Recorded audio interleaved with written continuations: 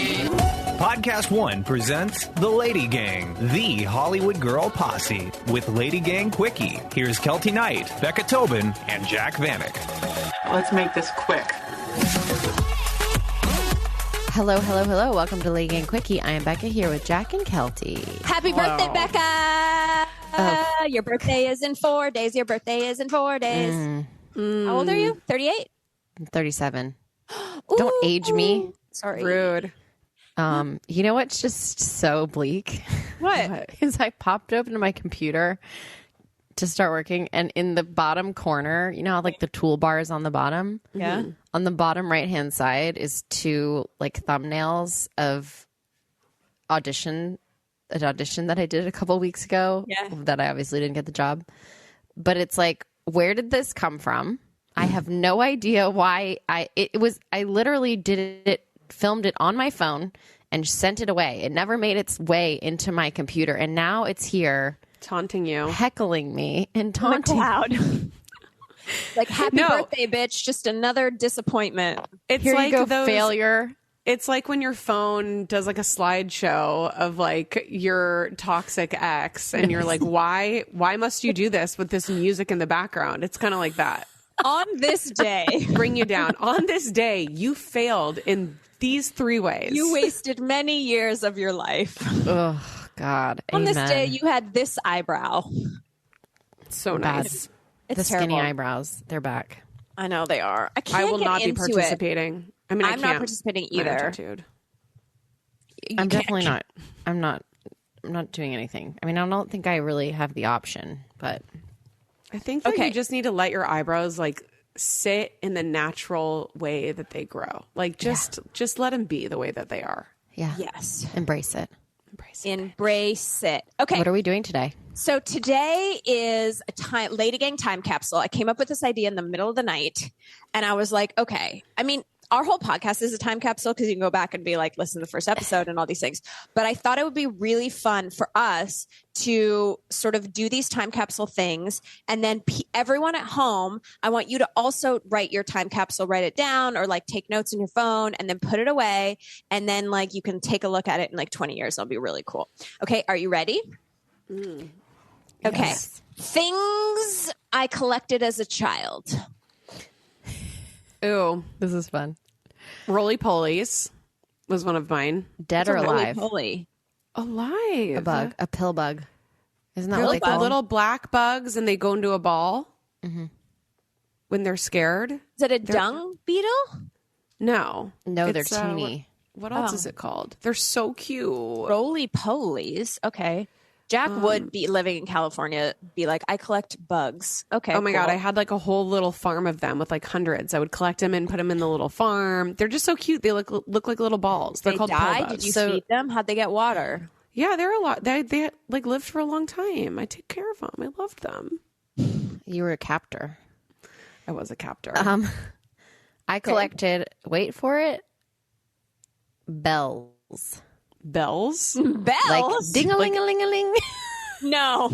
Swear to God, my mom so still weird. has them. Why? What? I have no fucking clue, Okay. but I collected bells and I had, I would say, close to 50. My mom still has them because she's like, I don't know what to do with them because it's such a weird thing. Oh my God, I have such a good idea. What? Becca, you need to get a stick from the forest and you need to put twine coming down and you need to put all the bells in rows of 5x5 or 5x10 and make your own wind chime of all your bells and It's have it in your yard. they're so breakable though. Like Oh, it's like porcelain bells. it's Wow. like porcelain, some are glass, some are whatever. Oh. Like it's so crazy. I'll see if she has a picture that she can send. It's wild. And then I also collected rocks, like beautiful everyone. rocks. collects. Yeah, I feel like that's just like a thing that kids do. Did you have one of those boxes? I had like a special collection box, which was like, had like this beautiful like mountainous mural, and then you open it up and it's separated into little cubbies for your different types of rocks. It was like my most treasured possession. I love that. Did you I ever love do like this- the rock tumbler where you made them all smooth and shiny? And we would go mining. There's a place called Dahlonega. and it's in Georgia, and you go and you have your little sifter, and I wonder if they still do that. They've got to. Oh, It was for sure. so They do. I mean, you fun. can do it at Knott's Berry Farm. Yeah, fun times. Get yourself some gold. You know, I want to let you know that Chris Knight is also into rocks, and I have 3 of those boxes in my cabinet upstairs. They've been handed down from family members, and I have carried these fucking rock boxes to 4 different houses. He's never looked at them once. They've just lived up there. He has like 10 guitars in our garage, never looked at them. I'm like, why am I bringing this stuff like room to room? But the thing about Chris's rock box is like the rocks are fucking ugly. It's like some shale. It's like some slate. Yeah. And it's like has a little memento that's like 5000 BC slate. I'm like, this is so Oh. okay, live your life. Anyway, Did you collect anything, Keltie? of course. Pens? Porcelain dolls. Oh my God. Ew. Gross. Yeah. So I had 2. Thank you. I didn't mean to be so mean about the rocks. I'm sorry. Rocks are great. Great collection. Sorry, I didn't mean to go with the sad. Thank you. Ew. Oh my God. I Sorry hate to a doll. anyone that likes dolls. I was not a doll person. Anyway, I had 2 shelves in my bedroom, and I would often get a porcelain doll for Christmas from my godfather, Uncle Dennis, who was not my uncle. We just called him Dennis. He was a peacock farmer, and he was huge. He was literally like Hagrid from Harry Potter. He looked exactly like Hagrid. He came, and he was like this farmer from Mundare, Alberta, and he always had like a fucking pelt on because it was so cold in the winter. He would like I swear to God, he's Hagrid. He would show up on Christmas Eve, and he would like come in with his pelts and his How huge did your beard. parents know him? He was like a friend of my dad's from like the car business. Like, I don't know, maybe he fixed my dad's. Seems so It's sketchy. weird. Edmonton is fucking, well, anyway, not even Edmonton. Sherwood Park and the remaining outside counties are fucking weird. So anyway, Uncle Dennis, all 6'5" of him, would come in, and he'd be, "You have this big thing." And like when he would come over, my dad would have to be like, "Dennis, be nice to Sheila. You're scaring her," like to my mom, because she would be like, "Got any butter for these potatoes?" Like, he never married. He was so scary. Anyway, he would come in, and he would always bring me a porcelain doll on Christmas, and it was so sweet. And I had like a bride, and I had all these things. But I remember my revolt in 5th grade. And this is why, Becca, you should have let me cut your hair, because in 5th grade, I got the idea that every one of my porcelain dolls needed a bob. And I, like, porcelain dolls would have like this huge, Yes. beautiful curly hairs with like crowns and shit. Yes. I went through in my room by myself without my parents knowing. I took my sissies and I cut a bob on every one of those porcelain dolls. My mom was fucking mortified.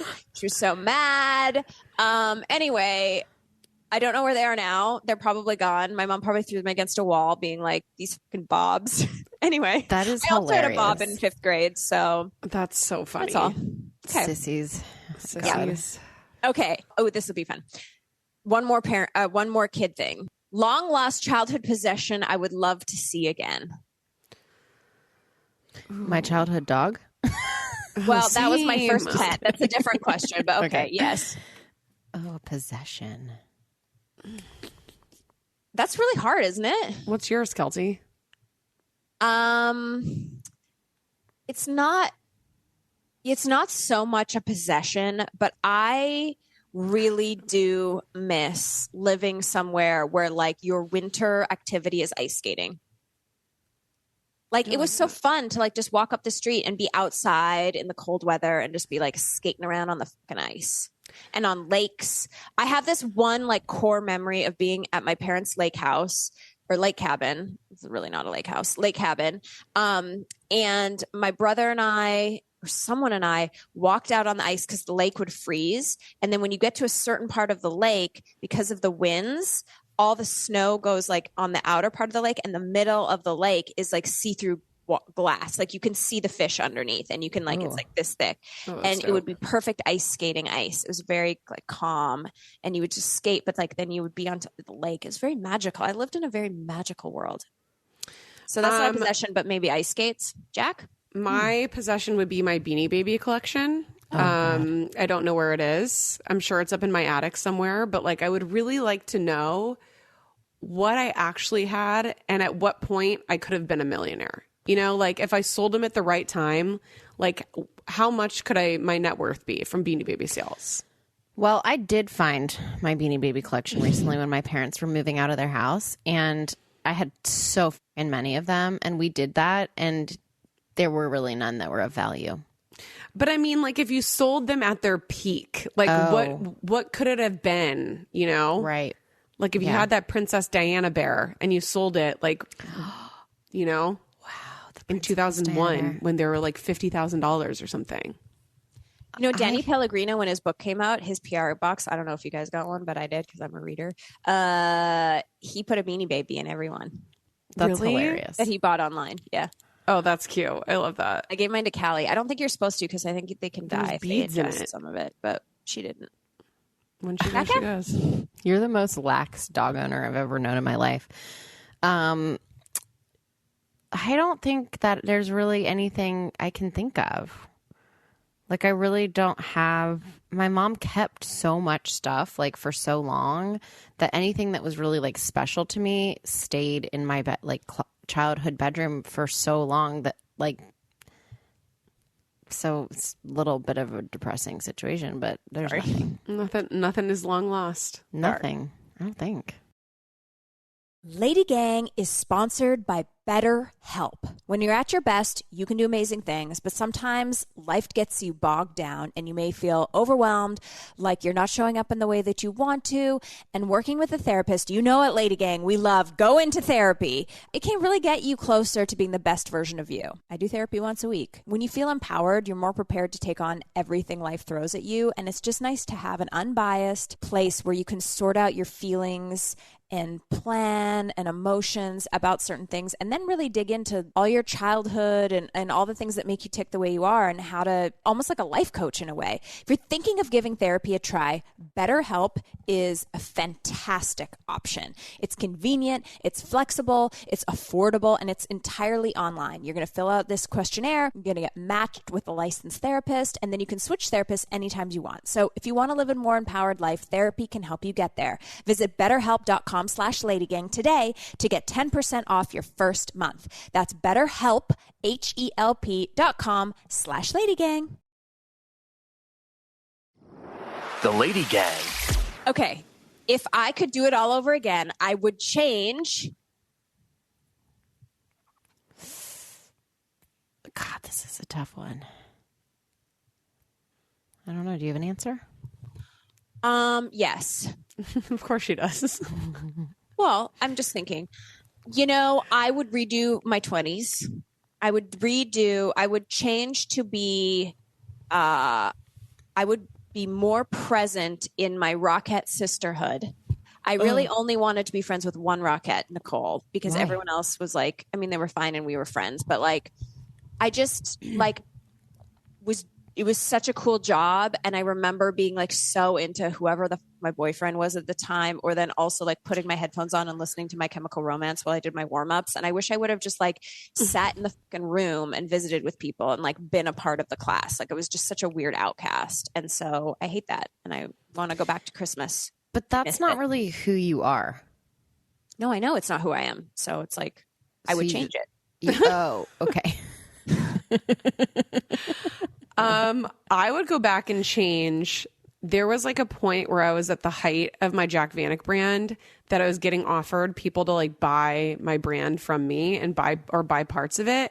And I would go back and change and sell that and like make a big chunk of change because I held on to my brand so much because it's my baby, it's my name.